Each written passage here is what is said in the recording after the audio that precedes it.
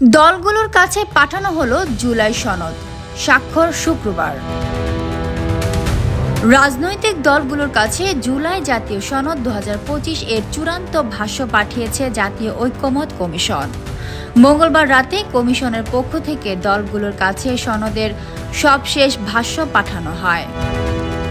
দলগুলোর সঙ্গে কমিশনের ধারাবাহিক সংলাপে ঐকমত হওয়া 84টি প্রস্তাবের এ সনদ স্বাক্ষর হবে আগামী শুক্রবার। এজন্য দলগুলোকে আমন্ত্রণ জানানো হয় কমিশনের পক্ষ থেকে পাঠানো পৃথক চিঠিতে।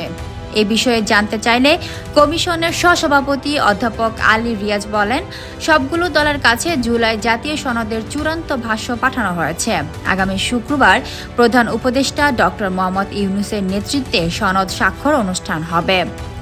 এতে সবার অংশগ্রহণের মাধ্যমে পরবর্তী ধাপে উপনীত হতে পারব বলে আশা করি। Fatema Tuz Zohra, people voice television, Dhaka.